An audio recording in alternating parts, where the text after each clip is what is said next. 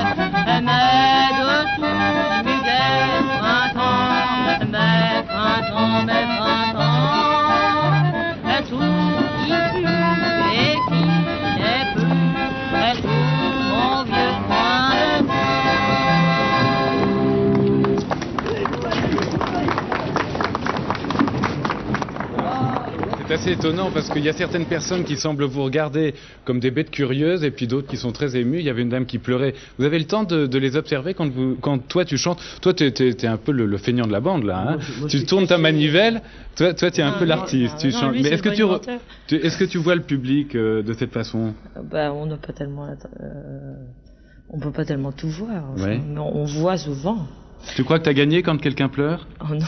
Non. Bon, on va essayer de rire nous ce soir. Dites-moi, il y a une question. Je crois que si, quand même, hein. Ouais. Parce que le but c'est quand même comme j'ai dit tout à l'heure, on est démagogique, mais c'est quand même de profiter de la finalement de la nostalgie que les gens peuvent avoir sur les vieilles chansons et tout. Et la nostalgie, c'est comme l'opium, c'est un toxique. Ouais. Bon, alors on va s'intoxiquer ensemble. Dites-moi, est-ce que tu peux me dire pourquoi tu vas dans la rue? C'est tout de même pas n'importe qui va dans la rue. Alors est-ce que c'est l'orgue qui impose la rue ou est-ce qu'il y a une autre raison? Il est évident d'abord qu'une part, l'orgue de Barbarie, c'est la rue.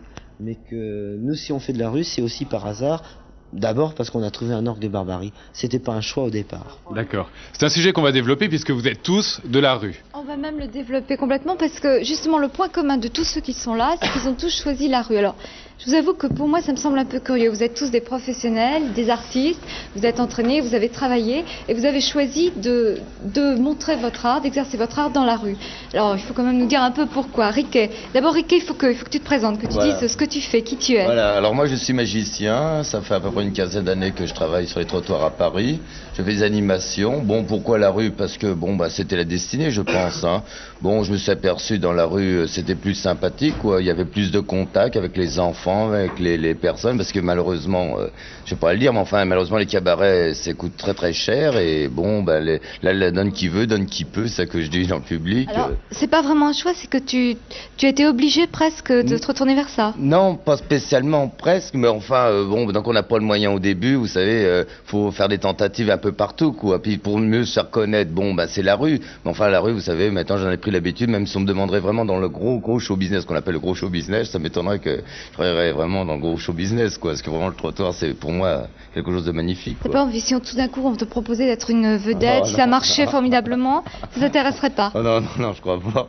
Je crois pas. De toute façon, j'ai pas l'étoffe d'être une grande vedette. En plus. Et Jackie, présente-toi aussi. Qu'est-ce que tu fais, toi? Je suis équilibriste. Et alors tu... Je fais un peu de jonglage, de l'assaut, du fouet, tout ça. Et dans la rue aussi? Un peu partout, dans la rue, oui, des fois. Et dans la rue, toi, ça te plaît? Tu aimes ça? Oui, Ou oui, ça on travaille t'intimide? les commentaires, comme ça, on est bien. Bon, mais c'est pareil, finalement, ta discipline fait que tu pouvais très bien essayer de te faire engager dans un cirque, par exemple. Oui, oui, bien sûr, mais les cirques, c'est l'usine un peu maintenant. On travaille, il faut être là pour la parade à telle heure. Tandis que dans la rue, on fait ce qu'on veut. Enfin, si on n'a pas envie de passer tout de suite, on passe pas tout de suite, quoi. C'est la liberté. Voilà, un peu la liberté. Bon, Annie et Artus, on va développer un peu. Tout à l'heure, Alain vous demandait si c'était par obligation. Bon, mais l'orgue, est-ce que vous avez l'impression de créer une continuité, de continuer la tradition, finalement? Tradition populaire? D'abord, on a repris l'orgue de Barbarie. Bon, d'une part par hasard, d'autre part parce qu'il y a un monsieur qui s'appelle Léo Noël, qui est mort en 1966, et qui jouait de l'orgue, et qui chantait avec son orgue, et qui était absolument merveilleux. Et puis, quand on a eu un orgue, mais vraiment, on a eu l'orgue par hasard, on s'est dit que finalement, pourquoi on ne ferait pas comme Léo Noël, qui venait de mourir, quoi. Très bien. Et non, c'est pas très bien. C'est pas très bien. Non, au départ, c'était, pour nous, c'était alimentaire. On se disait que c'était pour gagner de l'argent. On gagne bien sa vie dans la rue? Bah, on gagne sa vie au moins, quoi. C'est déjà quelque chose. Ouais. On m'a dit qu'on a gagné très bien de temps en temps. Alors, qu'est-ce qu'il en est de ça? Je sais pas, on m'a dit qu'on a gagné très bien. Et les impôts des rats, bah non. On la gagne pas très bien, mais on la gagne suffisamment pour vivre. Et par exemple, on peut donner quand même quelques chiffres, ça intéresse certaines personnes. Est-ce que par exemple, par mois, de temps en temps, vous faites... Non, alors, vous voulez parler au percepteur? Non, mais vous dites, ce qui veut dire que vous ne déclarez rien non plus. Ce qui est gagné dans la rue, bien sûr que non, c'est pas déclaré. Ah bon, bah c'est une Alors, à côté de ça, il y a peut-être des difficultés. Par exemple, si vous avez un Alors, accident, ça y est, et tout, maintenant, vous n'êtes pas tous les assuré, gens, je suppose. tous les gens qui nous donnent 1 franc d'habitude ne nous donneront plus 1 franc Ah, c'est en fini, se disant terminé. « Oh, mais il ne déclare pas au percepteur. » Ah non. Et puis, on va essayer. continue à parler, mais en regardant Brigitte. Oui, parce que tout d'un coup, je m'aperçois qu'on voit Christian Taguet qui, lui, commence à faire son numéro sur le fil. C'est un garçon très bien. Tu le connais, François, toi, Christian? C'est un garçon formidable. Alors, qu'est-ce que tu en penses, toi, François, de ce travail dans la rue? Comment tu ressens ça, toi? Bah, moi d'abord je dois dire que tu nous as présentés tous comme étant de la rue, je leur dois ce respect de dire que moi je suis pas de la rue, enfin, même si j'y étais à certains moments, malheureusement j'y vais plus. Non mais j'ai tort d'ailleurs, parce que déjà il y a une chose au point de vue affectif déjà, c'est que les gens de la rue sont des artistes, des vrais, qui travaillent en dehors du végétariat traditionnel. Je suis pas très d'accord. Bravo. Si, non mais, ah bon? T'es pas d'accord? Non, je suis pas très d'accord, mais enfin bon, dans la mesure, moi je pense que